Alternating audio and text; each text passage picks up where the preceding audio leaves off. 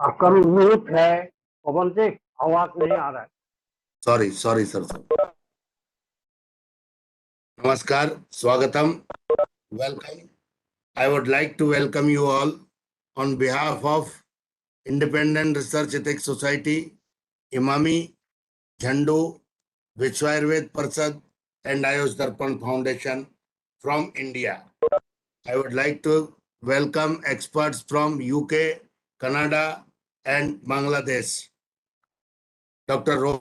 Rosemary Calvert with from Canada, Dr. Verma ji is with us. Dr. Nitin ji, my senior in Jamnagar, he is also with us. After a long time, after 32 years, I am seeing him. Really glad to see you all here on this dais. And Dr. Srekat Vasu, man instrumental and my friend from Canada. At present, he is in India. So Alok Sharma ji is also there. Ex-Director, Central Research Institute, Dr. Jairam Hajra ji, he is also with us. So I would like to welcome, including Jayesh Thakkar, Samadur Rahman, and Lokesh Joshi from Indore, Independent Research Ethics Society is now reaching at the milestone of 190. Today is our 190th webinar. Within this 14 months only, and we have been able to conduct this series due to your valuable guidance, support, and patronage. Really, I am very much grateful to my seniors like Thangvelu ji, Vishnu Prasad Sharma ji, who are guiding me from long, and I hope forever until my last breath, because we have taken a oath that our Ayurveda is not meant for one day only, which is to be celebrated on every Ayurveda day on Dhanvantari Jayanti. Our fate should not be there as limited to this. But we have decided to celebrate every day with Ayurveda, which is celebrated by UNO, WHO, international and national bodies. Like on Hepatitis Day, we conduct Ayurveda protector of liver. And just sake of example, Handloom Day, which cannot be related with the Ayurveda, but that is also have relation with the Ayurveda.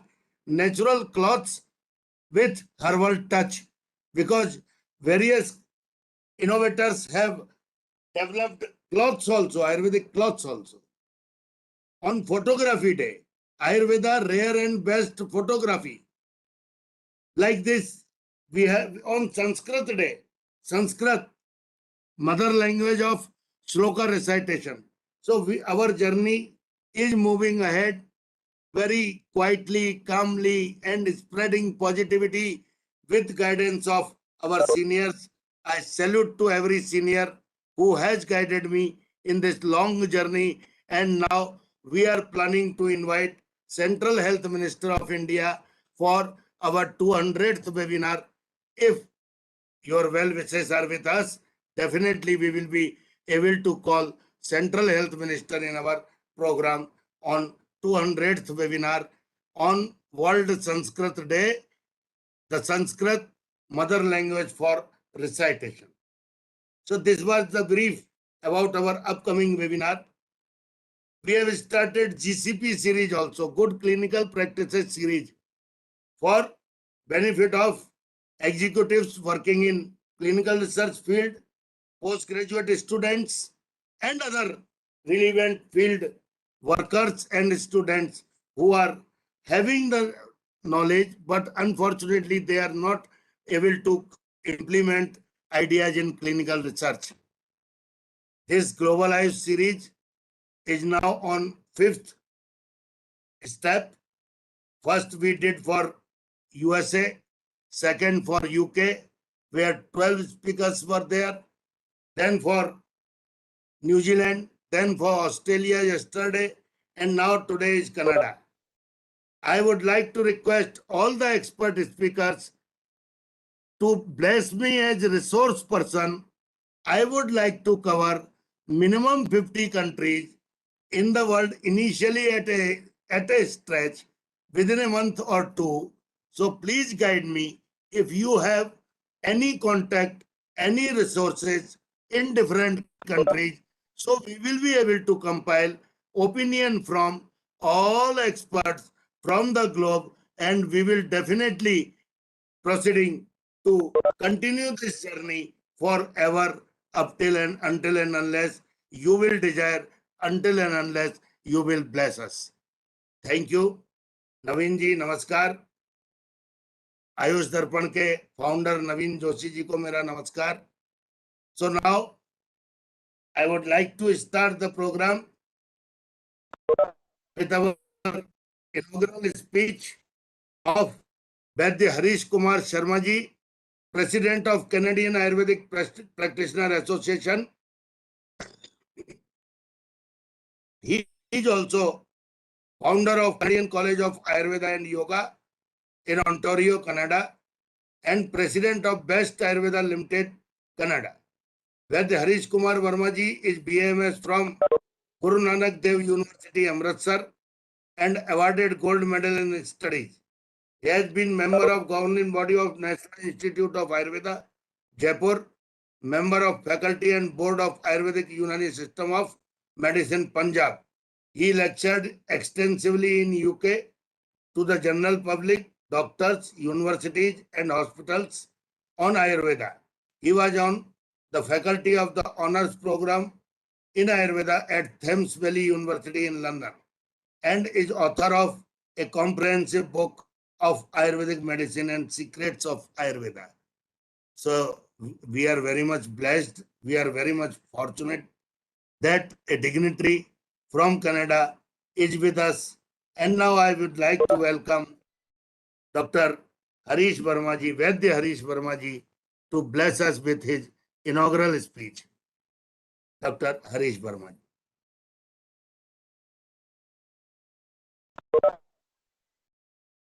Doctor साहब आप unmute है.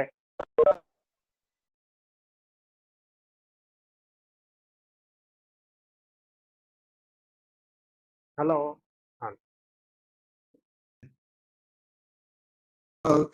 Thank you, Dr. Pavanji, and thank you, Dr. Madanji, and namaskar to all the members. Namaskar, Naveenji.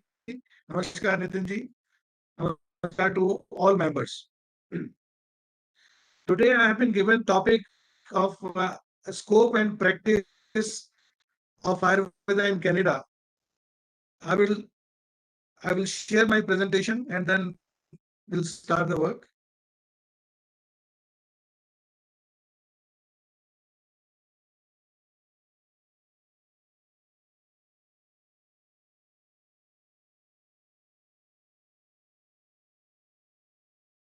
So there are 5 sectors where we can search the scope of Ayurveda. Ayurveda clinic and consultation, Ayurveda education, Ayurveda spa industry, Ayurveda herbal extracts, and Ayurveda herbs and supplements. Herbal extracts and natural health products are regulated by Health Canada.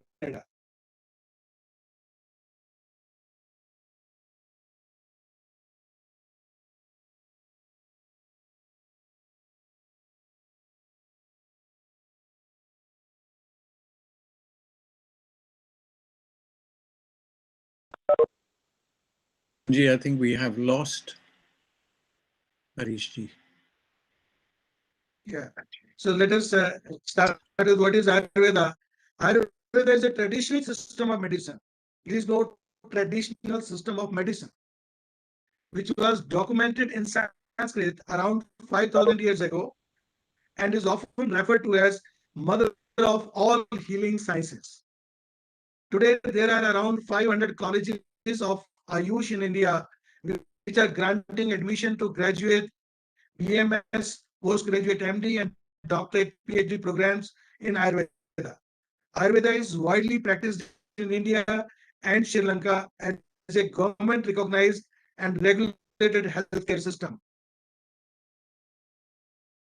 WHO also recognizes Ayurveda as a traditional and complementary system of medicine. Ayurveda is not just a way of life, as other people say. Ayurveda is a way of life, or Ayurveda is just a life. We can learn lifestyles and dietary uh, regimen. It's not that. It's a complete medical system. We'll talk. Now, why do people turn to Ayurvedic treatment? Many patients suffering from chronic diseases are dissatisfied today from the results of allopathic drugs. As they stop the medication, the disease usually relapse. Allopathic medicines cause a lot of side effects. We are aware of it on long-term use. Allopathic drugs, especially new drugs, especially new generation allopathic drugs like biological drugs. Today, the treatment of rheumatoid arthritis, lupus, ulcerative colitis, all autoimmune diseases, it is going to be very expensive. All the new generation medicines like biological medicines, infliximab, Remicade, Humira, all these brands, they are very expensive. $4,000 to $5,000 per month is the cost of treatment to the patient, and medicines has to be given for whole life according to allopathic system. So it is becoming unaffordable for a common man. Now, the topic is scope of Ayurveda. I have found 5 sectors where where the person can make his career or her career. Like particularly in Canada, Ayurveda clinic and consultation is one sector. Ayurveda education is another sector. Ayurveda spa industry is third. Ayurveda herbal extracts is the fourth one. And Ayurveda supplements and the Ayurveda herbs are the fifth one. Herbal extracts and natural health products are regulated by Health Canada. Health Canada is the regulatory body in Canada, like FDA in US, like AYUSH in India, MCA in UK, TGA in Australia. So in Canada, Health Canada is the regulatory body which regulates all the healthcare systems. It's a federal body.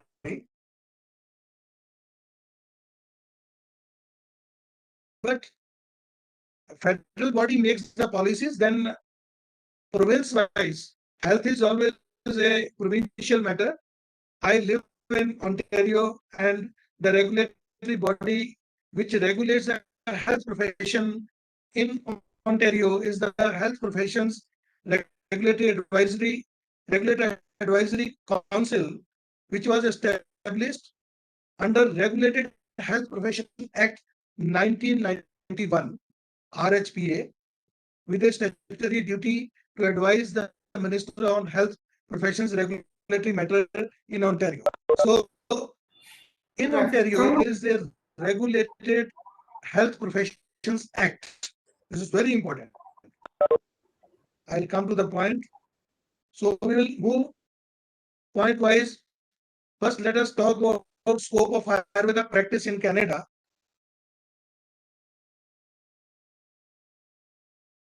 Ayurveda practitioners are partially recognized by the federal government. If you look at, there is a National Occupation Code 3232, which is practitioners of natural healing. Under this code, the federal government or the Canadian government recognize Ayurveda practitioner. We can see on third Ayurveda practitioner, acupuncturist, aromatherapist, Ayurveda practitioner, herbalist, homeopathist. They all are covered under practitioners of natural healing. So there are two governments, federal government and the provincial government. The practice of Ayurveda has to be regulated by provincial government, but federal government makes the policies. So they recognize Ayurveda practitioner, and this NOC code is available on the net 3232 where it is all written practitioners of natural healing. In Ontario, there are 30 healthcare professions which are regulated by the provincial government in Canada, in Ontario. All these like audiologists, chiropractors, dental hygienists, dentists, dietitian, and 9th is homeopaths. Homeopaths are regulated in Ontario. Then massage therapists, then the midwives, naturopaths, nurses, occupational therapists, pharmacists, pharmacy technicians, physicians, psychologists, and the traditional Chinese medicine and acupuncturists, they all are regulated. Their practice is regulated in Canada or in Ontario. Province-wise, it is regulated in all the provinces of Canada.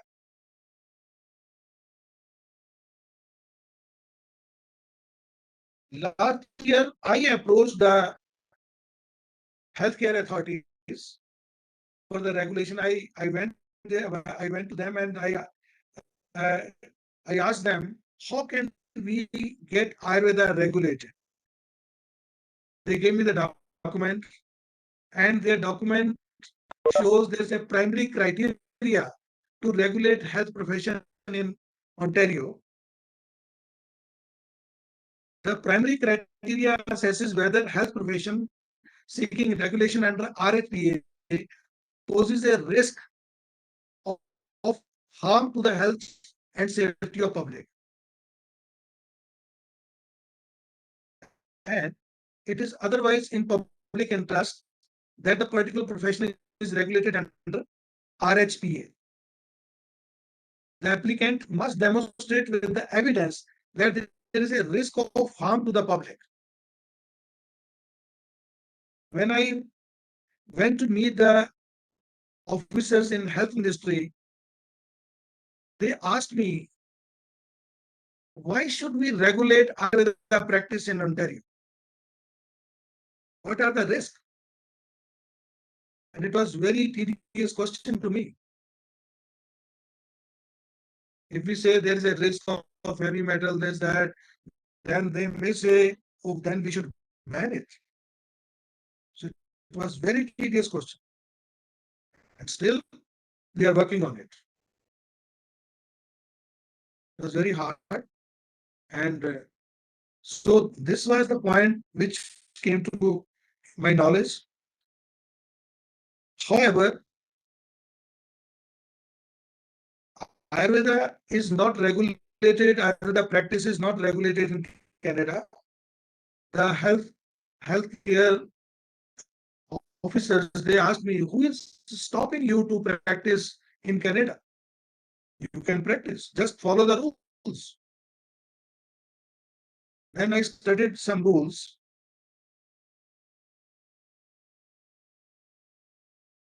In Canada, as I mentioned, the products and the herbal extracts, they are regulated by Health Canada. I'll come on to that point. But before that, let us talk about the second point, scope of Ayurveda education in Canada. Education is regulated in Canada or in Ontario by Ministry of Training, Colleges and Universities. MTCU is the ministry which regulates the education. And they have a Private Career College Act. That act covers 4 main areas: registration and student protection, quality and accountability, training completion assurance fund, and compliance. If anybody has to start a college, they have to take permission from MTCU. But in Private Career College Act, if you look at the NOC number 3232, practitioners of healing, natural healing, this code is exempted. That is the reason many colleges technologies are mushrooming in Canada. It is exempted from PCC, Private Career College Act. So that is the reason there is no control. That is the reason some people are offering 20 hours program to become an Ayurveda practitioner. Some people are offering 500-hour program. Some are offering 2-year program, and some are offering 3-year program. There is no regulation.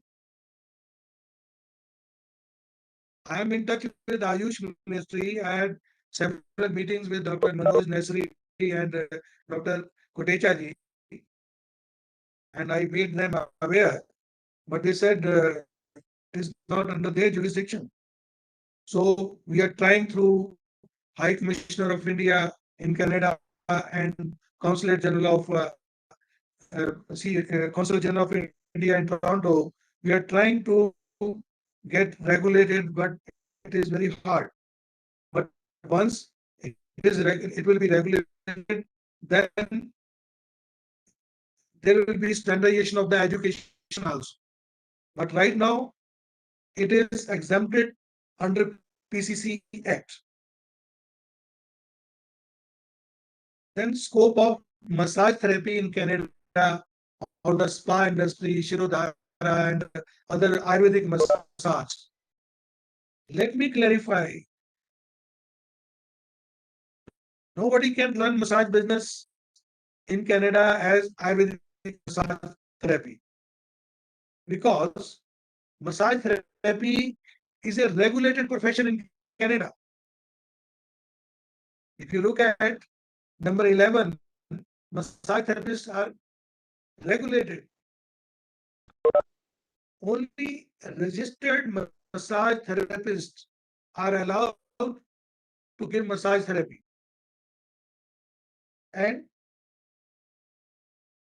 there is a college of massage therapy therapists in Ontario which regulate the massage therapist and protecting the public's interest, guiding its registrants and promoting the highest possible quality of practice of massage therapy. So it's a regulated profession. Many Ayurvedic doctors who are BMS, even MD in Ayurveda, they have done 2-year massage therapy course. Now they are practicing massage therapy, but still they cannot say they are practicing Ayurvedic massage therapy, because this does not come under their scope of practice of RMT. If they will say, if any registered massage therapist will say, I am doing Ayurvedic massage Abhyangam, that will not be covered under RMT, and there will not be any reimbursement of the funds, because that is not in their scope of practice. Now the scope of herbs, supplements, herbal extracts in Canada. Natural health products, like in US, all the herbal products are covered under dietary supplements. In various countries like in UK, Europe, generally they call food supplements. And in Canada, these products are called as natural health products. And there is a number given by Health Canada, it is called NPN, Natural Product Number. These are licensed products which are sold over the counter and do not need any prescription to sell. So all the herbal products, whether it is Trefla, whether it is curcumin, whether it is Trikatu, whether it is Ashwagandha, Karela, Neem, Tulsi, Shatavari, all are called natural health products.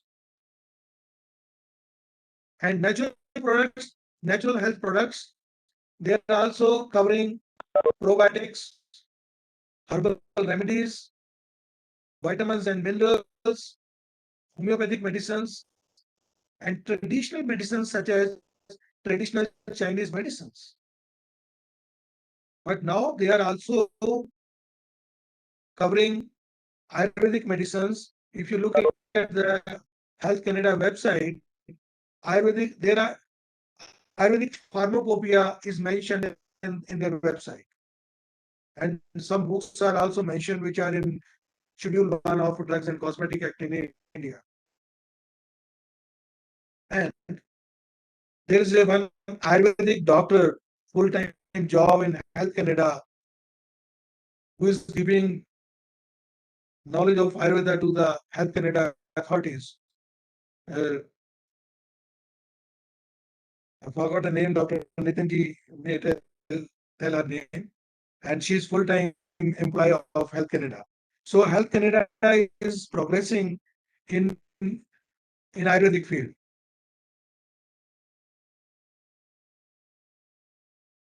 Health Canada policy regarding natural health products, like how the natural health products, what are the licensing requirements in Canada, what are the adverse reaction reporting system.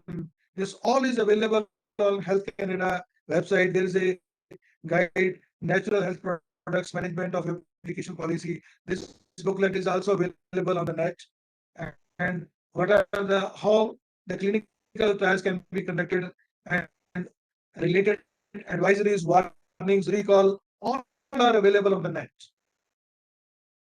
And there are around more than 1,000 companies which are producing natural health products, and many of them are Ayurveda based. Many single herb products are available because these products are regulated. Because as we listen daily that there should not be any metal in the product, there should not be any heavy metal like mercury, lead, arsenic, cadmium in the medicine. It is because it is regulated by Health Canada. There should not be any pesticide, there should not be any chemical preservatives in health products. All these are covered by Health Canada. So regulation for the products is already there, but regulation for practice and education are still not there. We are trying for that.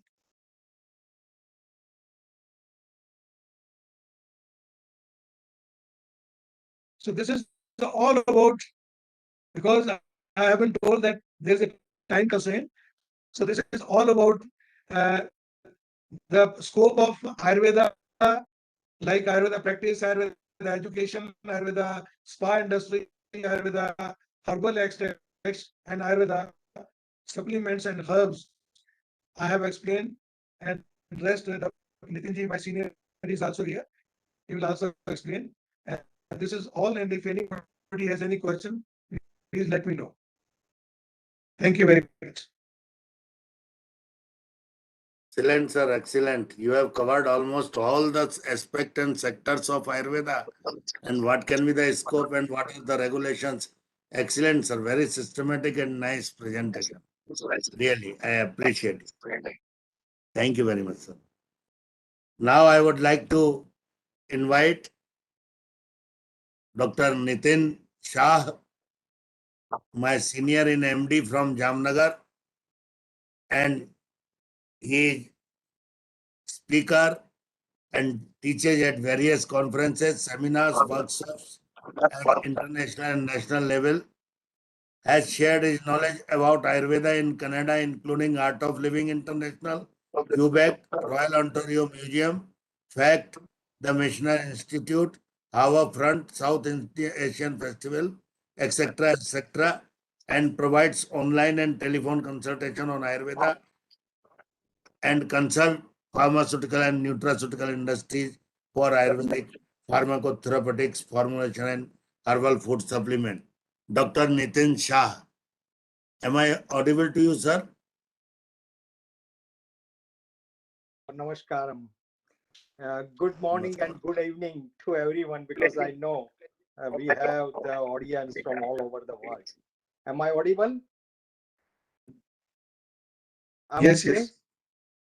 Yes, yes. Yeah. Okay. Thank you, Pawanji. Thank you, Harishji. Harishji, you did an excellent job. You made my job easier. Uh, you have Thank you. covered most of the things about the scope and practice of Ayurveda. I'm here since more than 20 years, practicing and teaching here in Canada. There were many challenges, and along with me, my many other colleagues also work in a different ways how we can practice here. There are three main categories I would like to say. One is like Ayurvedic practices in sense of clinical practices. Second is teaching and education, and third is products. So Harish ji has explained in detail about all these three aspects, what we can do and what we cannot do. See, to practice Ayurveda and to practice Ayurvedic medicine, which are like both like the two sides of the same coin. To practice Ayurvedic medicine may be a little challenging, but to practice Ayurveda, there are no any regulations. Anybody can practice. Honestly, let me tell you, it's a very gray area. There is nothing like pure black or pure white, and there is no proper rules and regulations, which Harishji already spoke about it. See, to teach and educate is the way, I think, to make an easier way of entry of Ayurveda here. And to practice Ayurveda, there were some issues 2 years back with about the heavy metals, even in the herbs or pure herbal products as well, which make little difficult to practice Ayurveda here. But with the renaissance of yoga, many people are interested. So if you ask me about the scope of practicing Ayurveda, I would say there is a high chances and scope. But the other part about the practices, there are some challenges. And yes, we try to how to resolve these issues in a different ways, but still we are unable to find the proper way what we can do and what we cannot do. Harish ji has clearly explained about like those certain regulatory aspect.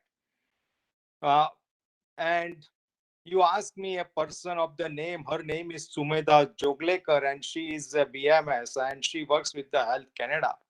But she is also very much about uncertainty about what we can do and what we cannot do. See, there are many ways to practice Ayurveda. First thing, like what we do in the other part of the world, or particularly in India, uh, to practice Ayurveda here without making any claims. To make a claims, plus do not use the, I always tell my colleagues, those who ask me, don't use that word doctor, but yeah, establish yourself as a Vaidya. See, being a role of Vaidya, definitely we can practice Ayurveda. And the another important thing which I learned from over a time, instead of an alternative medication like as Harishji was saying about like DMARD, about disease modifying anti-rheumatic drugs like biological agents and alternative to them, my choice is to incorporate Ayurvedic practices as complementary and integrative. And that's how people accept in a better way. And that's what my personal experience, how to practice Ayurveda in Canada here. The other thing, which are some of the treatments about wellness treatments. And as we all know, Swasthasya Swasthya Rakshanam, many people are interested how to keep healthy, and those who are healthy, how to maintain and protect their health through our own wellness principles. That is another scope. Unfortunately, this has been not tapped a lot, but many people come to see me and to my colleagues to know about their constitution or prakriti, and from knowing the prakriti, how they can design or how they can choose the best options from every food group, so they can remain more in balance. That is another scope, and unfortunately it has been not tapped a lot, but I see that there is much more scope. The other thing, most of the diseases are psychosomatic, and as Harishji mentioned about the spa treatments, and there are many upscale spas, not only here in Ontario but in entire Canada, and they do incorporate some Ayurvedic treatments, not as a mainstream, but they do incorporate some of the Ayurvedic treatments, like as Harishji was saying about the registered massage therapies. They can incorporate Abhyangam, Shirodhara kind of treatments. And they are very much helpful for certain psychosomatic conditions. So that, which is the another scope. About the scope apart from this, about the products, Health Canada has another department which is known as NHPD, Natural Health Product Department. There is a scope about the Ayurvedic products, but you have to prove the safety and efficacy. So there are certain guidelines from the NHPD. There are certain protocols you have to follow, and then definitely you can register your product and you can get the NPN number, similar as DIN, drug index number, and then you can use this product. But if you only want to sell this product on the shelf of the health food stores or any other way, but if you want to give the products to your clients, like to import the bulk herbs, there are not certain regulations, so yes, you can do that. So this is a little brief idea about it. Sorry, I don't have a presentation. I was just informed last minute this morning I'm going to attend this seminar, not as a participant but as a speaker, and I did not had a chance. I am just uh, came here, and this is my impromptu kind of speech here. Thank you, everyone. And yes, as Aristi said, if you still have any questions, yes, we are here, and we will do our best to answer your questions. Thank you again. Thank you, Pawanji. Thank you. Thank you. Thank you. We are really enlightened by your straightforward views. There is, for experts, there is no need to prepare anything. The knowledge is your treasure, and Ma Saraswati's blessings are with you, sir. So thank you. Thank you. Thank you, Pawanji. Thank you very much. So I would like to request now our third speaker from different aspects, but Rosemary Calvert is the founder and current executive director of Center for Better Life Foundation. Her professional experience is focused on strategic communications, advocacy and education, business development, publishing and marketing. She has spent more than 20 years as a federal consultant and contractor for both non-profits and for-profit organizations for health and well-being focus, sustainability and security. Ms. Calvert has worked with many U.S. federal government senior leaders, military surgeons, Department of Defense. Prior to this, she held publishing and sales management position on more than 25 national and international magazines on trade, consumer, and custom publishing field.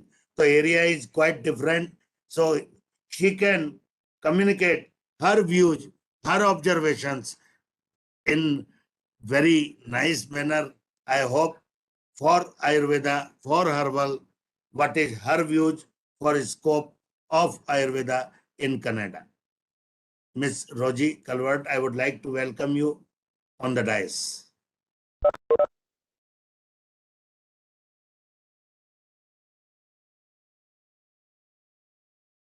Am I audible to you, Ms. Rosemary?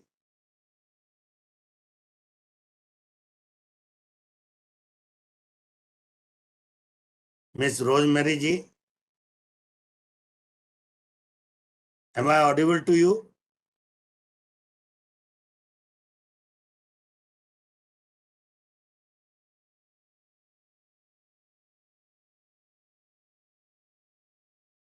Kindly unmute yourself.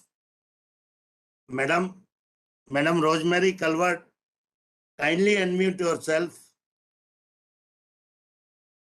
Okay, can you hear me now? Welcome, madam, welcome. Thank you. I kept on hitting the unmute, but it wouldn't work. I'm actually from the United States, and Saikat Basu asked me to prepare information on how I felt Ayurveda would be accepted by consumers in the United States. So this is more of that type of a presentation. And what I've done is divided into complementary and alternative medicine in the United States, naturopathy, nutraceuticals, what in the United States we call nutraceuticals, and what's going on in Ayurveda in the United States as far as the research is concerned. So the first point is that more Americans are seeking complementary and natural health products as they focus on wellness, prevention, and the whole person, just probably like everybody else in the world. According to a 2005 National Academies of Sciences research paper, approximately 1/3 of the United States, people in the United States use complementary and alternative health. And actually the numbers are much higher than that. They believe the numbers are underreported. The primary uses are for chronic conditions, and the average number of visits is 19 per year. It's used as an adjunct to conventional medicine or allopathic medicine, with 72% not telling their medical doctor. We'll go over the reasons about why in a few minutes. If you take a 1990 population extrapolation of those statistics, then there are more than 425 million visits for complementary and alternative medicine versus 388 million visits to medical doctors. So obviously complementary and alternative medicine is very better accepted in the United States than allopathic medicine is in many instances. More than more than $14 billion, with 10.3 billion of that was paid out of pocket for complementary and medical care versus $12.88 billion out of pocket for U.S. hospitalization. So you can see that the out-of-pocket expenses by U.S. consumers is almost equal to the amount of out-of-pocket expenses for allopathic or regular medical hospitalizations. There was a 25% increase in 1997 for the use of complementary and alternative medicine, from 33% to 42%, and it continues to rise. And herbal remedies increased by 380%, high-dose vitamins by 130%, and complementary and medical providers or alternative medicine provider visits increased by 47.5% in 1997, from 427 million in 1990 to 629 million in 1997, which was more than all the primary care visits to the allopathic doctors, which was at 386 million at this point in history. The out-of-pocket for herbal products and high-dose vitamins is estimated to be $88 billion in the United States. And the out-of-pocket for complementary and alternative medicine exceeded out-of-pocket for all U.S. hospitalizations at $27 billion, which is about the same or a little more than all U.S. physician services. As I had mentioned earlier, about 72% do not disclose to their doctor that they're using complementary and alternative medicine. One of the reasons is because they feel that it's none of their allopathic doctors. It's none of their business. Some are concerned about the disapproval of their allopathic doctors. I think a larger percentage, and certainly in this research, is the inability of the doctors, the allopathic doctors, to understand alternative medicine, complementary and alternative medicine, and the ability to incorporate complementary and alternative medicine into their medical management plans. Complementary and alternative medicine increases with age, according to the National Health Institute survey. So obviously, the older people get in the United States, the more they use alternative medicine. And as I mentioned earlier, these numbers are underrepresentative of just even the current information that I've given you and the future use. So, because a lot of people don't report it. As far as naturopathy is concerned, there's approximately 6,000 licensed naturopaths. I don't know if you're aware, but it's a 4-year professional level program accredited by the U.S. Department of Education. And then they have to pass a 2-part exam and meet state requirements for regulated professions. There are only 25 states out of the 50 states in the United States that have licensing regulating laws for naturopathy. And that also includes Puerto Rico and the District of Columbia and the Virgin Islands. There are other states that are pushing for regulations or bills are pending, and 11 states are totally unregulated as far as naturopathy. There's only 5 naturopathic schools in the United States. And as far as the naturopathists themselves, 75% are women, 34% held an advanced degree before they went into naturopathy, and the average graduation age is 32.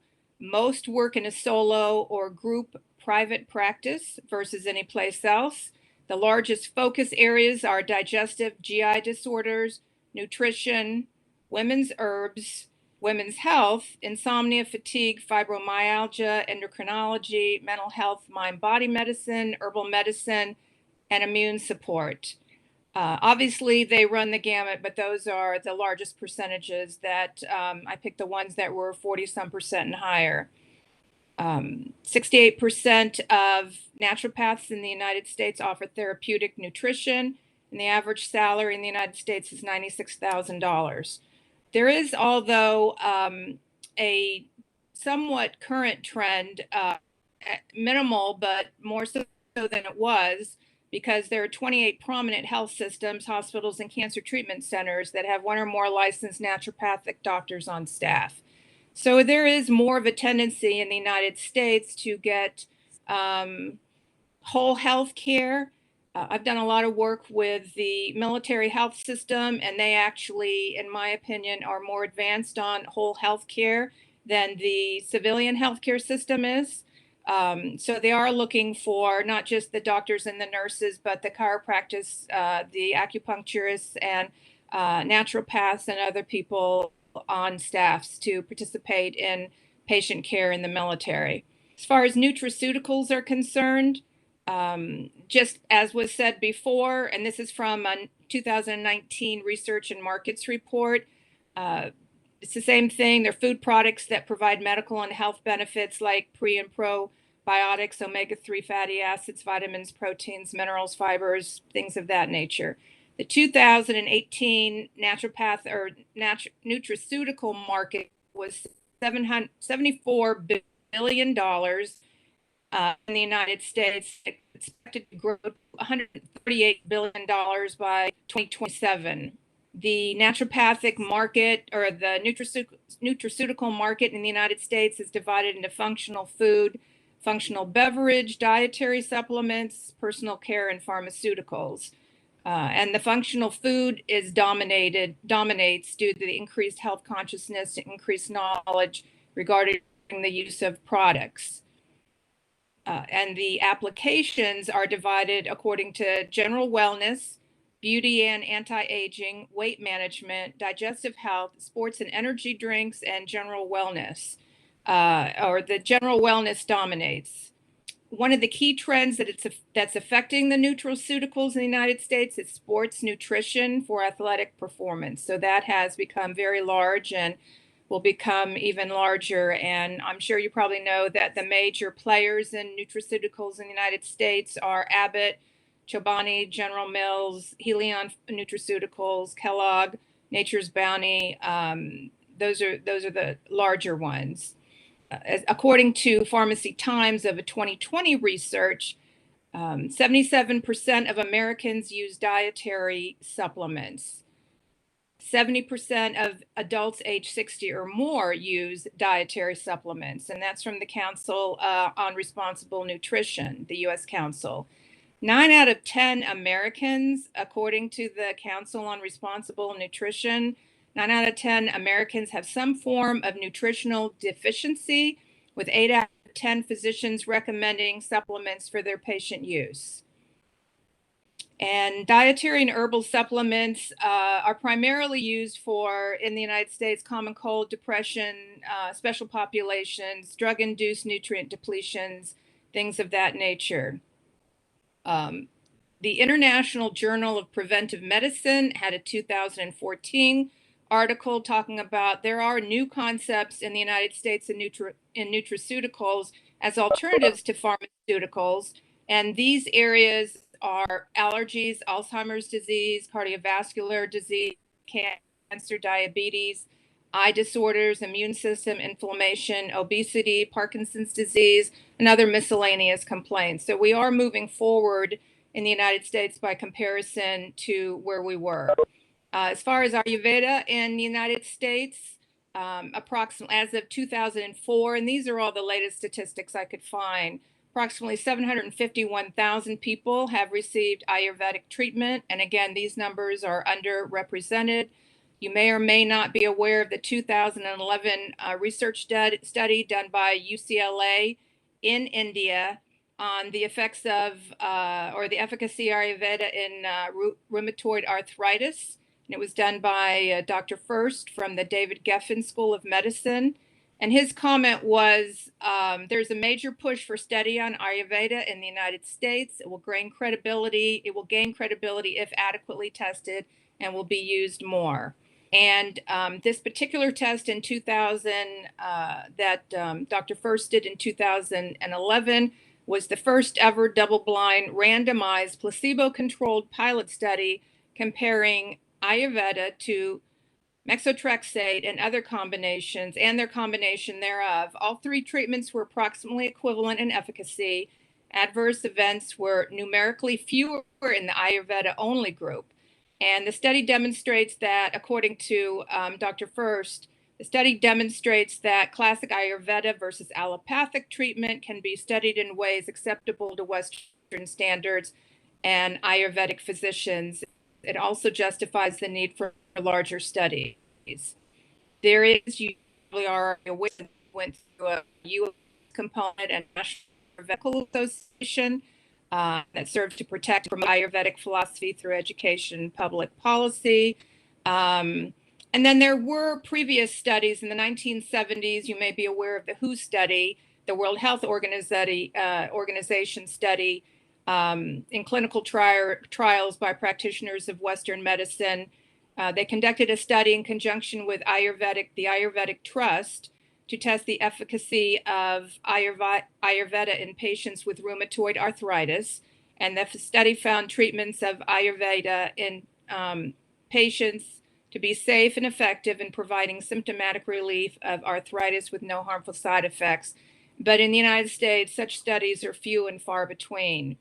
And you also probably know that as of 2016, the Indian Ministry of AYUSH and the U.S. Health and Human Services, the Department of U.S. Health and Services, plus the National Institutes of Health, National Cancer Institute, and several U.S. academic institutions have been facilitating engagements to promote collaboration, research, and develop evidence-based guidelines to integrate AYUSH system with modern medicine. And this was last revised in 2020, so this is still current.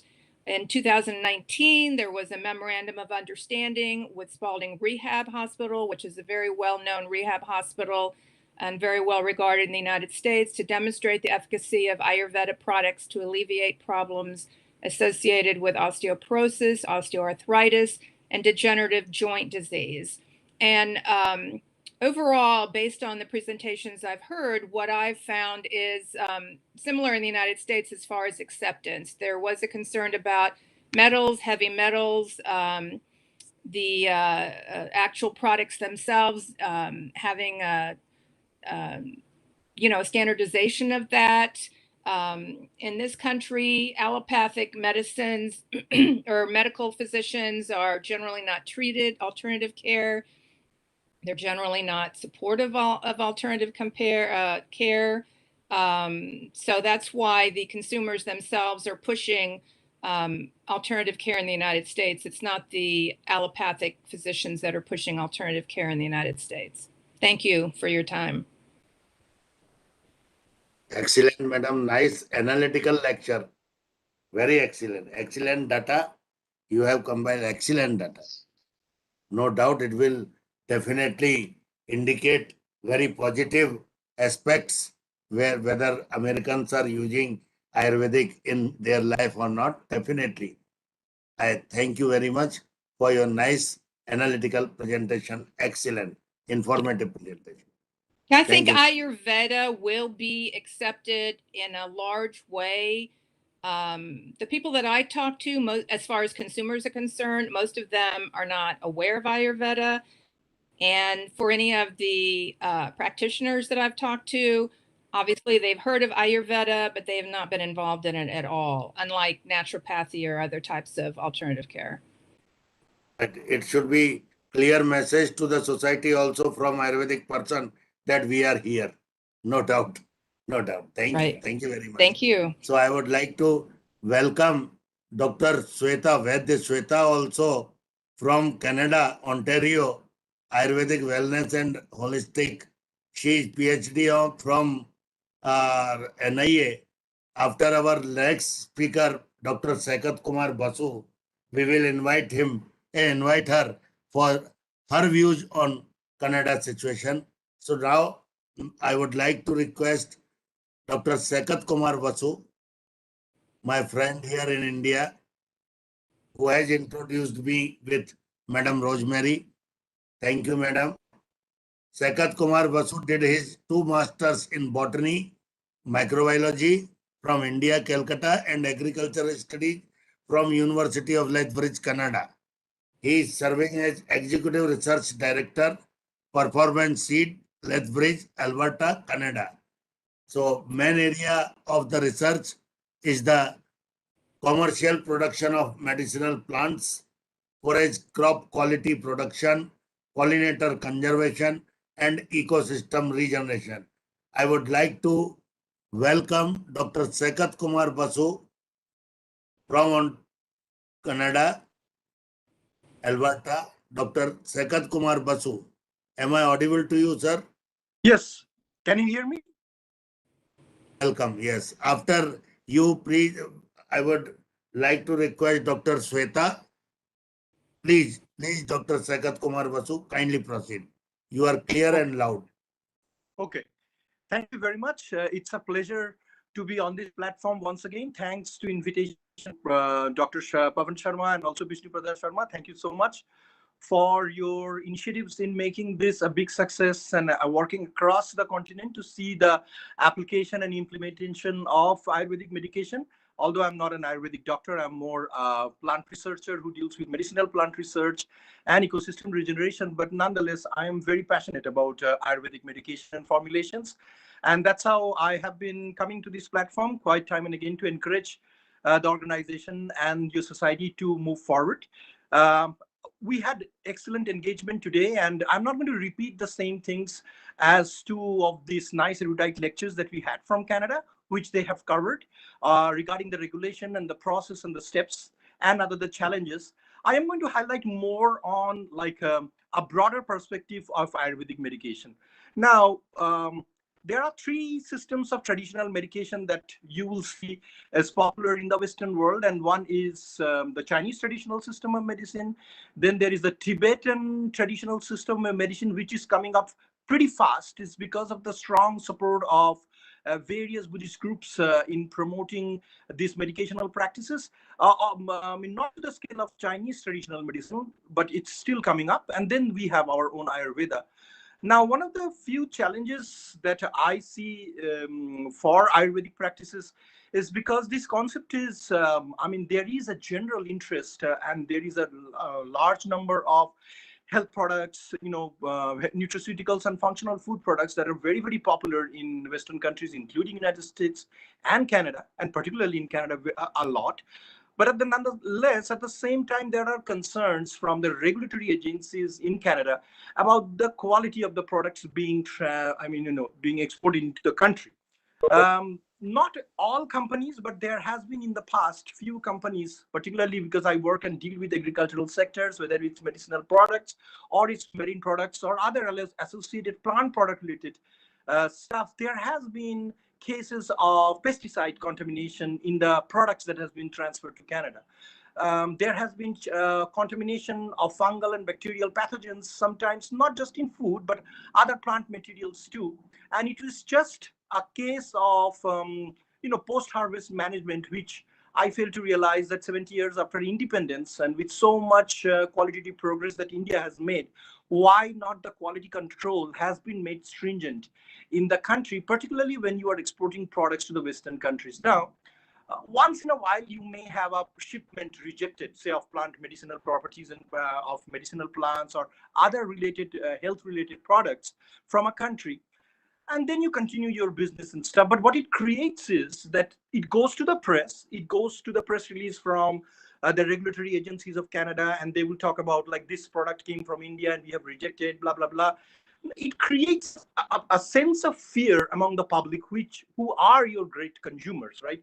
So like just for one or two companies not being diligent enough to maintain a quality control, proper quality control in sending products, it not only damages the potential of nutraceutical and functional food products industry to emerge in Canada, particularly in ties with India, but at the same time, it paints a negative image of Ayurvedic practices too, in the sense that maybe what we are going to try may result in an allergy, or like we do not know, it may have some strong side effects, but at the same time, there is a strong interest. So what I find as a scientist is a gap between public interest and the proper education and awareness about Ayurvedic medication and formulation. Like, I do not expect that over next 20 years, Ayurveda will be a premier medical branch or a system that will be operational in Western countries, particularly in Canada and America. But nonetheless, there is huge demand of nutraceutical and functional products, many of which are Ayurvedic and has strong health benefit.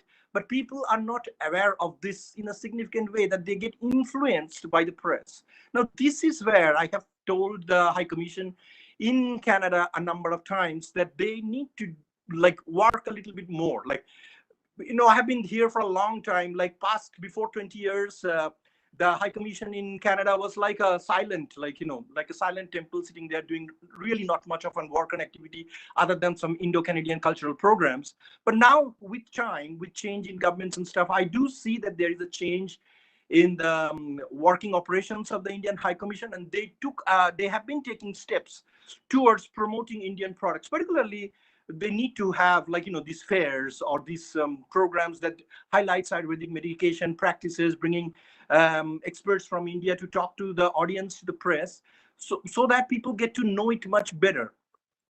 In the Western mind, before a private company from a different or alien country talks, they would like to listen what the government of that country has to say. And Indian government needs to take a stronger step in promoting Ayurvedic products. Say, for example, even a few years ago, yoga was popular, but it was not as popular as it has become. It's because the government of India has taken a global initiative.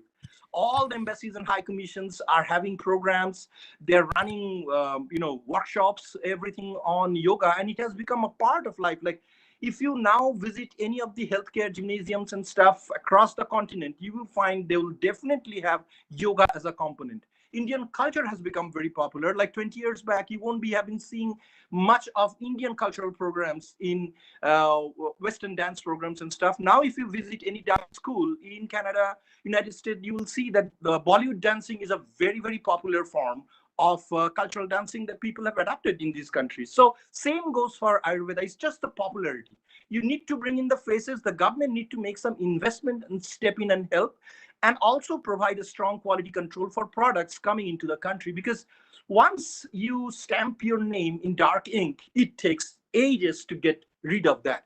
I am pretty critical on this because I think India has a huge potential, huge talent base to just not neglify these small errors that are happening over time, and took to this initiative. Is like, it's not just a company's profit. Like when a big company say is exporting a huge amount of material to Canada, it's just not Canada buying the stuff from that particular company. It builds economy on both sides. So both sides needs to be responsible, and particularly when you are handing out the material, I think you carry an extra responsibility and sensitivity to make sure that your products are being transferred, that are being sold, are not adulterated. You maintain a quality control, and with the laboratory facilities in India, this is very simple, and it's not at all super expensive. I consider this to be a negligence or an attitude which has not grown through our primary, secondary, and tertiary education system, where we usually believe in quantity, not in quality. I'll share one more example how like the scientific exploration of any particular approach helps in building up for the Ayurveda movement, that I would call it, as it is happening in Western countries, is how much publishable papers or publications do you have from reputed journals on a particular product. That influences a lot of doctors to change their attitude. If you go to a doctor right now in US or Canada, they are all aware of Ayurvedic system of medicine, traditional Chinese system of medicine, but they're afraid of prescribing things. Is because like the health system in Canada is it's a socialist country in the sense that the entire health is supported by the government. So they are afraid of going beyond the drugs and prescribing a foreign drug on their prescription pad, which if found detrimental in the long run may hamper their career. There is always that fear. But say, for example, 20 years back when I was a student and I used to work on fenugreek, the crop like the methi that is so popular here, we were trying to introduce it as a new forage crop for the animals because seeds and leaves have galactagogue effect and it builds up muscles and whatnot. But at the same time, we have been working towards promoting fenugreek through all conferences, poster presentations, seminars, colloquium, workshops, wherever we could, to promote the crop as a traditional medicinal crop. It's a spice crop, aromatic plant, as also a spice crop and a forage crop for this particular country. Now, over these 20 years, we had 30 to 35 now papers published in various journals across US, Canada, and Europe, along with other continents and stuff. Now, if you are visiting US, if you are visiting Canada, you will see that if you go to a drugstore or a pharmacy store, you will find that there are fenugreek formulations. Being a galactose, it's being prescribed by doctors on their prescription pad for a health booster, or it's a health enhancer or a galactagogue for pregnant women. 15 years back, this was impossible. Like you won't be seeing anything that relates to these particular tablets that would be available. But now there are various companies in Canada and United States that are making formulations which are fenugreek seed combined into capsules and are being used. Like in our traditional dairy systems, if you go to Rajasthan, Gujarat, and other parts of Western and Northern India, you will see that they use, or even in Tamil Nadu, I've seen they used to feed the seeds of fenugreek to the pregnant cows just before giving birth and to the lactating animals because it increases their milk flow as a galactagogue. And we have been promoting this. There is a lot of research on that production, safety and quality control methods and stuff. And once this is available in the public domain, it totally changes the perspective of a Western doctor or an allopathic doctor who was a little bit, prohibitive about using these products, has been openly suggesting these kind of formulations now, which you can buy even off the shelf without a prescription too, because these are health supplements, just like castor oil and other products and stuff. And so it's building up.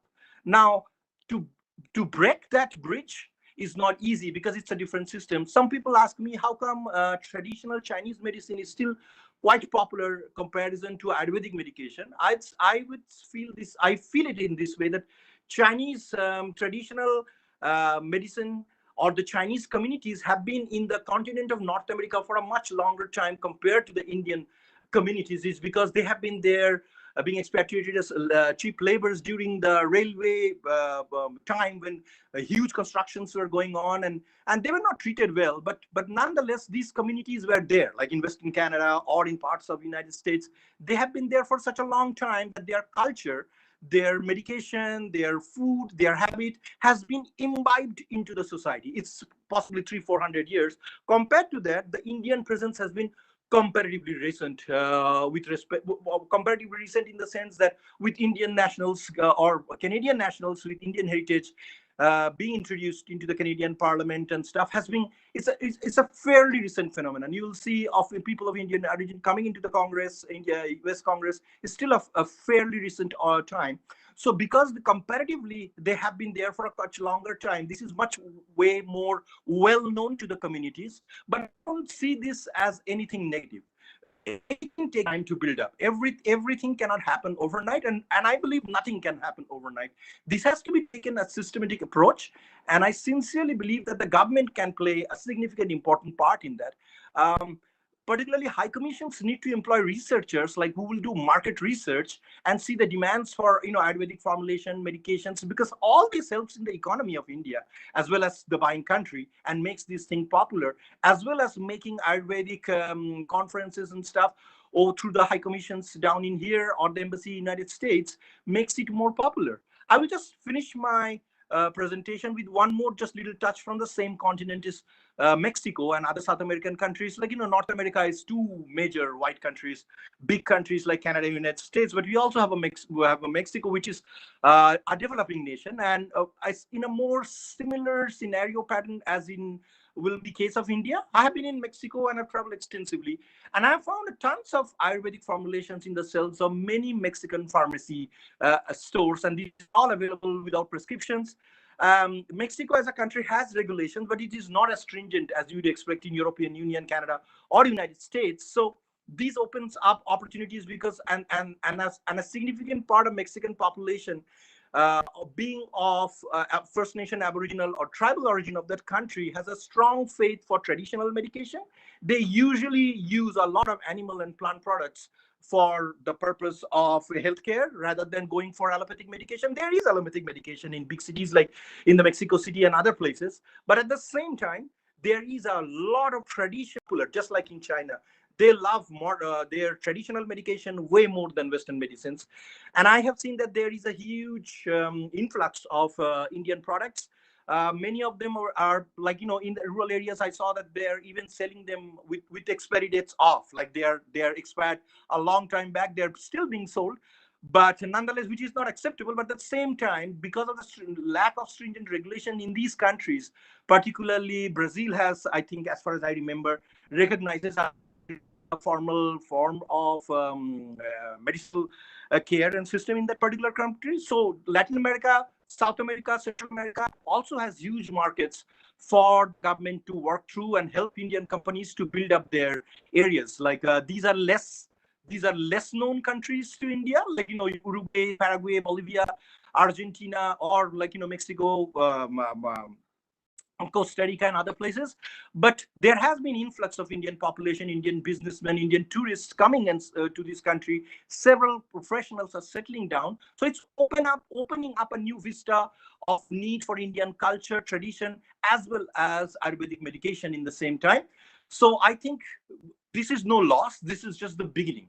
We are at the, this is just like the tip that we have touched to do. And if we all, like from the communities, work together on a common platform in promoting this, as we have been trying to highlight, Dr. Sharma and has been trying to coming together and bringing perspectives from various countries, continents to highlight where Ayurveda stands. I think this is also a very significant, important work in the sense that we need to feel or sense how Ayurveda is faring in different countries and culture. My observation has been that it is more popular in developing and underdeveloped nations compared to highly developed industrial nations, because of stringent control and also sometimes negative press that Ayurvedic product gets, fortunately, unfortunately. But it's not the end. It's still a long way to go, but I still feel that with the engagement that we are seeing in the Western world, particularly in Canada, there is huge interest. If Ayurvedic medication does not become fully available in the few years, health products, Ayurvedic health products, nutraceutical and functional products, immediately has a great future. But to understand the demand of a particular country, the High Commission needs to do research, like what kind of products, what kind of stringent control, what kind of quality control Canada is looking for, United States is looking for. You have to export or import based on those things. Like these things are a bit lacking in our system, but as time goes on and the government makes the embassy people a bit more responsible, it's just not diplomatic ties. We need to build business, we need to build cultural ties, and these helps in building the diplomatic ties in the long run. So they need to work on this. I have been advocating this for a quite long time, and I've been also advocating for an international Ayurveda Day to be declared by the United Nations. I would request everyone who is participating to join me in this platform. Well, we will be collecting signatures to get to the government of India to push to the United Nations for an International Day of Ayurvedic Medication for popularizing this concept, and hopefully with all our efforts and failures together, we will make a difference in the long run. Once again, thank you so much for your time and patient hearing. And if you have any questions and queries, you can email me. I'll leave my email on your Dropbox, like particularly for the comments section. If anyone has any question, I'll be happy to answer. If anyone wants to reach me a little later, my email and phone numbers and WhatsApp number will be available with Dr. Pavin Sharma. You are more than welcome to contact me. And thank you once again for giving us this opportunity to share our views, thoughts, and making it an open platform. Very nice. I am honored. Thank you. Excellent, Dr. Basu. Excellent. Nice tempo in very fast pace. Excellent. Thank you. Appreciate it. Thank you. You're welcome. Now I would like to request Vaidya Sweta from Ontario, Canada. Though she was not on the flyer, but I came to know with my Dr. Alok Sharma ji that she is here, and I am very much fortunate to have her on this platform. Dr. Vaidya Sweta ji, am I audible to you? She is PhD from NIA and now in Canada. Vaidya Sweta ji.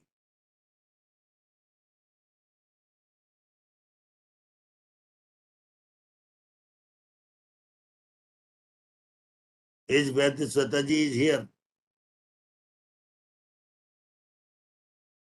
I don't know. Some technical problem was there. Is there? She is not here.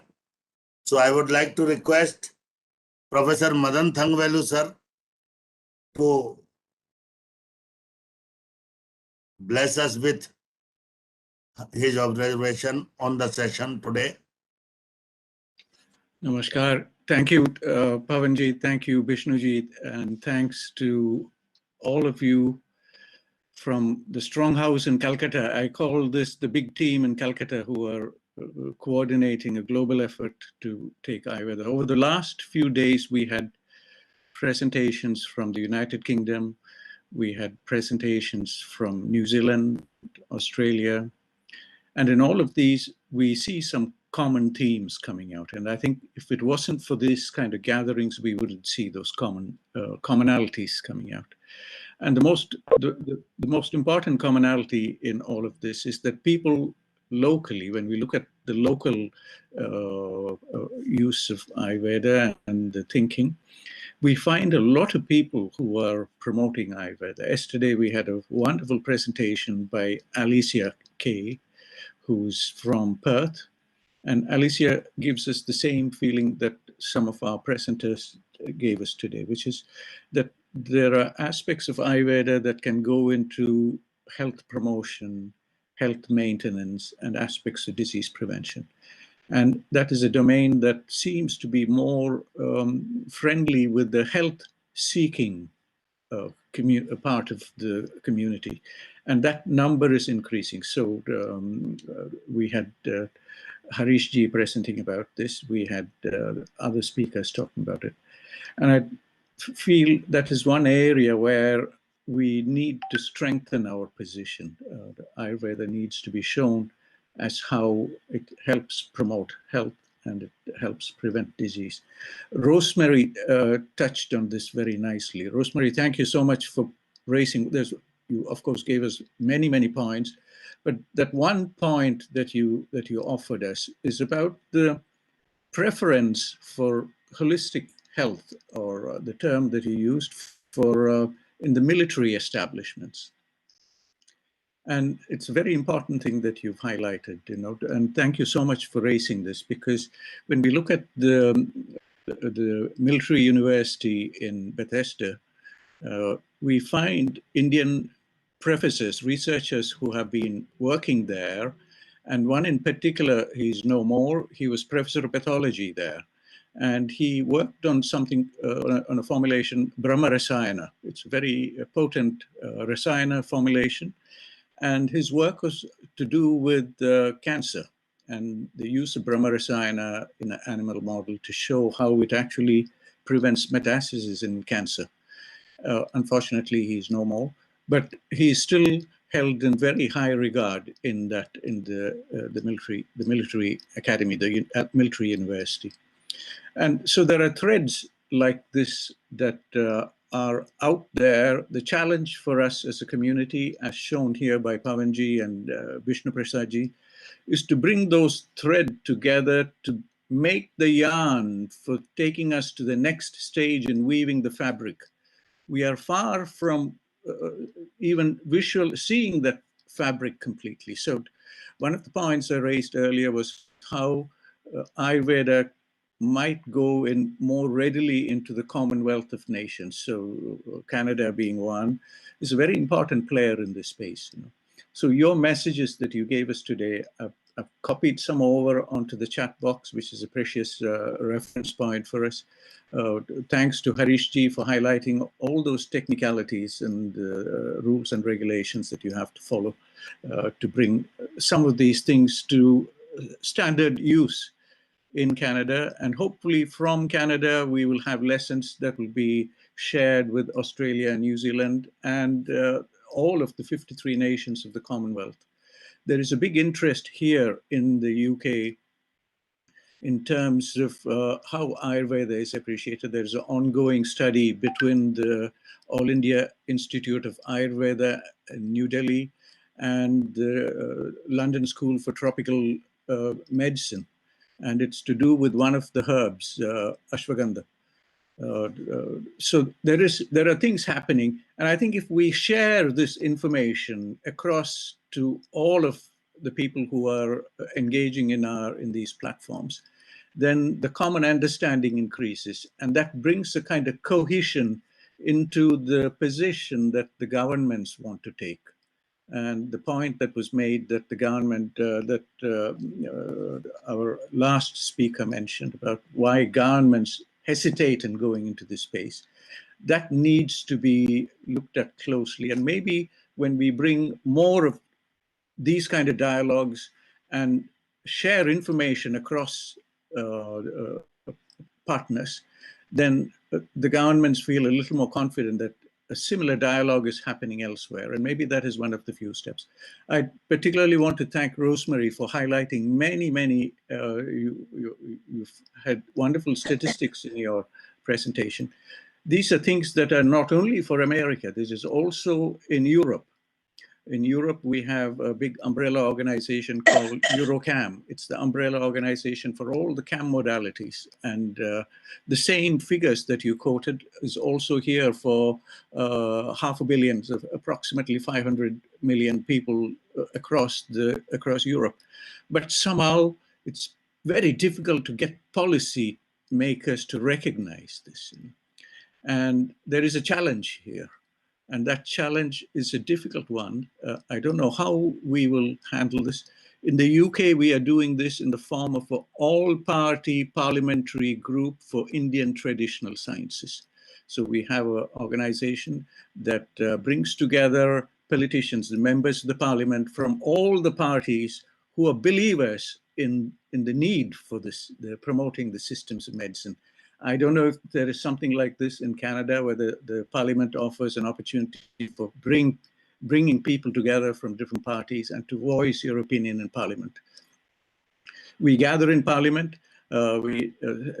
Most times we have the freedom to use the largest committee room in Westminster Palace in London. And in most of our gatherings, the room has no seating space. It is so full. It just shows the public opinion is behind this thing.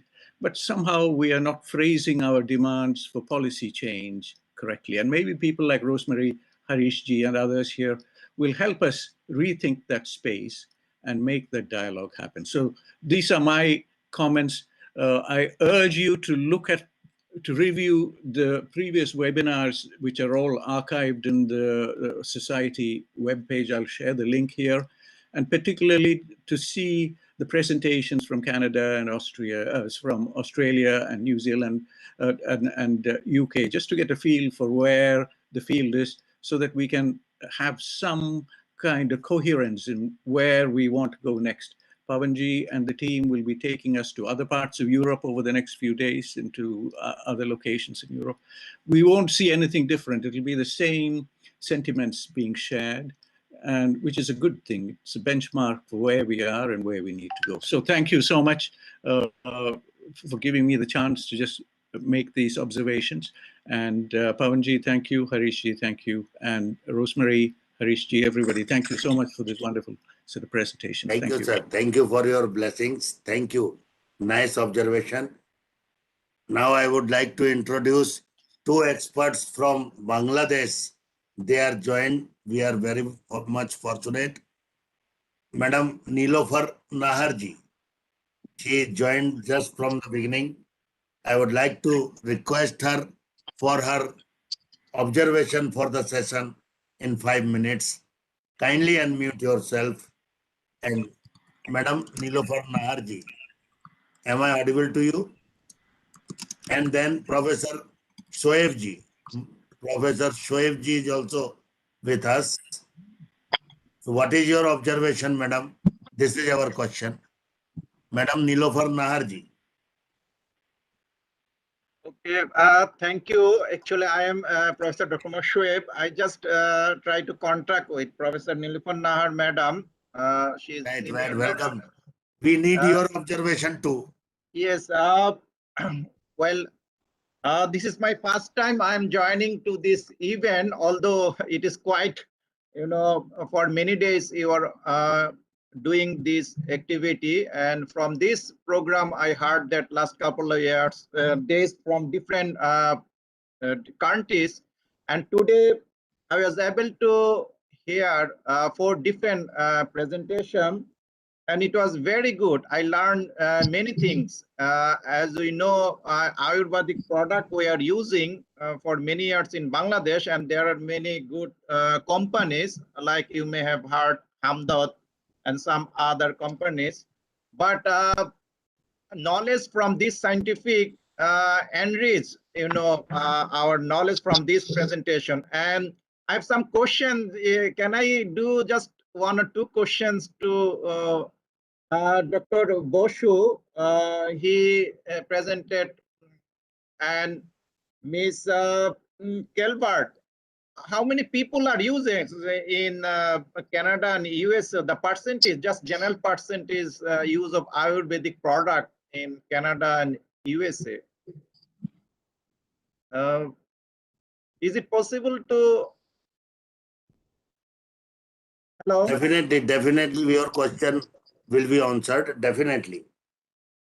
Sakat ji, Mr. Sakat Kumar Basu or Miss Rosemary Calvert. Would you like to answer the question of Professor M. Shoaib? Yes. As far as the latest research I could find, there were 751,000 that had received Ayurvedic treatment as of 2004, and that's the National Center for Health Statistics figure. Like I said, Ayurveda is not that well known in the United States, and the things that Sakat Basu brought up, I think, are very important in the United States, because there's a lot of material even in a lot of the federal agencies talking about metals in some of the herbs, and things of that nature, even in the Mayo Clinic. So I think they're concentrating more in the United States on the physical substances versus the metaphysical aspects of Ayurveda. So I think that, and that's obviously comes from allopathic medicine, that they concentrate on, the physical things and pharmaceuticals and things like that. So in the meantime, there might be a big opportunity to do more with Ayurveda on as a, not really a lifestyle, but more of a holistic care component versus just taking something. Because the United States, most consumers are just used to, have been driven by the medical establishment to just take a pharmaceutical, take a drug. So obviously there's yoga and things of that nature, but usually the yoga is not necessarily a cohesive part of a total wellness program with eating and everything else. It's usually in health facilities, so it's not not necessarily a well-being item. It's a wellness item, and in the United States, wellness is something that your doctor does or is exercise, but well-being in the United States is described as the whole person component of health or well-being. Thank you. Excellent, madam. Nicely Thank answered. you. Thank you very much. Thank you, Professor Shoaib, for asking question also. Thank you very much. Yeah, thank you very Now much. I would like Yeah. to request Professor Dr. Naveen Joshi, founder of Ayush Darpan Foundation, to say a few words on the session. Thank you. Pavan Sharma ji. I will request him after Naveen Joshi ji. Okay. Thank you, Vaidya Pavan Sharma ji, for very nicely organizing these programs continuously. I am just appreciating your efforts and to bring so many fraternity of different countries as well as the different experts in the same platform. And as you know that Ayush Darpan is also supporting your this great work, as we are just broadcasting the same program next day on Ayush Darpan Journal Facebook page. And there is a very big audience in that Facebook page. Approximately 40,000 doctors across the globe are on that Facebook page, as well as I'm also trying to broadcast the YouTube also, in which 20,000 approximately doctors, actively clinicians, are participating. And these lectures continuously you are broadcasting, in which the Canada as well as the previously the New Zealand and the scope of Ayurveda in UK as well as the USA. These things will also give some knowledge about the actual condition in these countries. So I am thankful to you, and hopefully another program which we are running related with the clinical research, and that is very important program. So many posts. I'm working in a university as an associate professor, so I know that the postgraduate level, the clinical research is a very important subject. And I appreciate the Independent Research Ethics Society's work continuously organizing a series of lectures in clinical research. So thank you, Vaidya Pavan Kumar Sharma ji, and thank you, Vishnu Prasad Sharma ji, and here all the dignitaries. I know Dr. Harish Verma ji as well as Dr. Madan Thangavelu and many of the experts here. So thank you, sir. Thank you, Naveen ji. Thank you. You are my valuable friend and companion. Welcome. So now I would like to request Madam Nilofar Naharji. Kindly unmute yourself, Madam. Madam Nilofar Naharji. Yes. Namaskar and good evening to all of you, and the Canadian, honorable Canadian speakers and guests. Good morning to you, all of you. The thing is that I'm very happy to attend this sort of webinar. It's very excellent. The speakers did so much nice presentation, and all of them give a very good picture of this, the importance and the uses and etc. of the Ayurveda medicine. And Rosemary gave the real picture in the United States. I have been many times in United States over the counter. One of the important thing is the health care. You see, under something health means does not the drug. There's difference between drug and the Ayurveda. Drug means a single drug which has a lot of toxicity. People are afraid of that. But when it comes to the Ayurveda or any herbal products, and this is available in the over the counter, and there's very advantage of the people to get the over the counter and not so much a prescription necessary, and they found the benefit of them and communicating from person to person, woman to woman, especially for the healthcare, woman to woman, and like the arthritis and other diseases you have mentioned. There are many other diseases. People are leaving behind the some sort of allopathic, avoiding and taking the Ayurvedic or the medicinal, the herbal medicine or whatever, the integrated or complementary medicine. Even in the case of cancer, the people are so much about the chemotherapy and fed up, and there's no hope. So this sort of medicine is the last hope, or they're feeling this much better. Life is longer, and not only here, also United States, but also the Europe, Germany. I have seen. Even my daughter didn't get any medicine when she was pregnant. Allopathic medicine, only the herbal medicine prescribed by the allopathic doctor. There's a lot of big scope for the development of this medicine, as the medicine is natural medicine. And I believe that the human body is a natural biological system, and there's more affinity to biological products or compound rather than the synthetic or a single compound. And if I say like the vitamin C, I feel that my body is vitamin C is more acceptable from the orange rather than the vitamin C is taking the tablet. So something like that. So all kinds of the natural products is contains so many constituents, the chemical constituents, the diverse kinds of chemical constituents, and these are helpful for the health. And these help, as I mentioned right now, there's a biological system in the body. This has more affinity to biological system, and it picked up their necessity one. So when I take a food, my body takes vitamin B or vitamin D1 or minerals what I need, and other one things is rejected.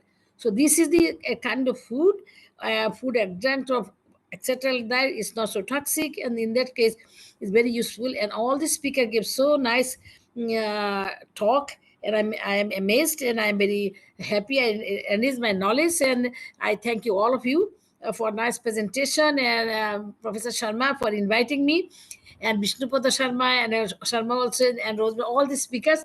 My heartfelt congratulations to all of you. I have learned a lot, and I hope to learn more. And thank you. Thank you very much. I have some problem in the maid problem, in the home. So I'm coming and going. You see, they're living there. There's a little bit problem. So Thank you. Very nice blessings. And I'm really grateful to you for invitation and for allowing me to talk a few words. And I'm aware I met so many people here. I'm so amazed and so happy. Thank you so much. And namaskar. Thank you, madam. Namaskar. And I'd like to leave you. So excuse me. I would like to, before inviting Dr. Vishnu Prasad Sharma ji for concluding remarks, I would like to invite for tomorrow's webinar, 2 webinars, one at 2 p.m. IST for good clinical practices, Ayurveda, protocol and study design, and from 4 p.m. a unique subject on World Handloom Day, natural cloths with herbal touch. All clothes experts will be guiding us what they have invented for Ayurvedic or herbal cloths. That is also a new area of industry as well as society. So I would like to request Dr. Vishnu Prasad Sharma ji for his concluding remarks. Welcome, sir. Okay, thank you. Namaskar. Respected Professor Dr. Nilufar Nahar, respected Professor Dr. Madan Thangavalu, respected Dr. Alok Kumar Sarmaji, respected Professor Dr. Mohammad Swaib, respected Dr. Naveen Joshi, respected today's inaugurator, Bajjo Harish Kumar Parma, dear distinguished speakers and learned audience. It was a pleasure listening to such insightful talk on Ayurveda scope and practice in Canada from eminent speaker. Therefore, today's talk on Ayurveda scope and practice in Canada was significant. So first of all, I want to offer my sincere thanks to Dr. Harish Kumar Barma for today's webinar. He delivered a talk on scope and practice in Canada, and he nicely described regarding Ayurvedic clinics and consultation, Ayurvedic education, Ayurvedic spa industry, herbal and extract, Ayurveda herbs and supplement. He told Ayurveda is a complete science. He nicely described why do people turn to Ayurvedic treatment.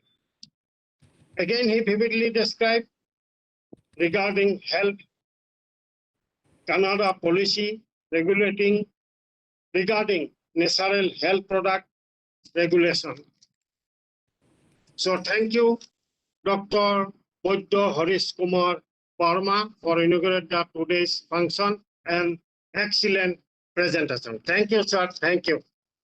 Next, I would like to offer my sincere thanks to Dr. Nitin Shah for his excellent talk.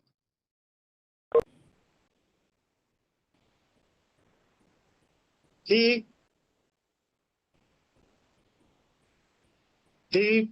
told that he practiced more than 30 years, practice Ayurveda, no regulation is required, practice Ayurvedic medicine is a challenge.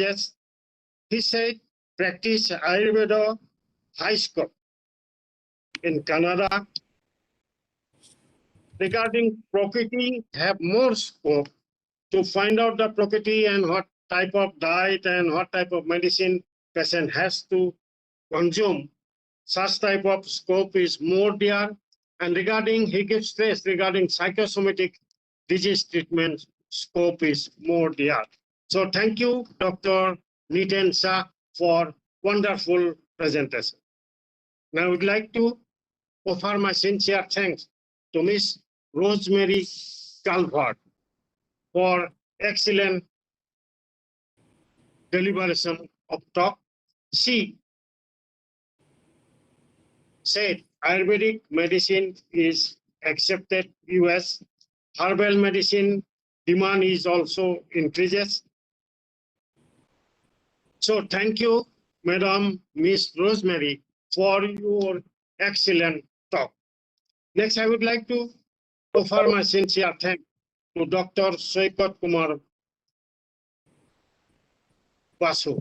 He said, yes, nowadays Tibetan traditional medicine, Chinese traditional medicine, and Ayurvedic traditional medicine has increases all over the world. In Canada also, Tibetan and Chinese is grow up more. He gives stress regarding proper quality control of the medicine. He explained some of the problem for prescribed medicine. So thank you, Dr. Soikat Kumar Basu, for your wonderful presentation.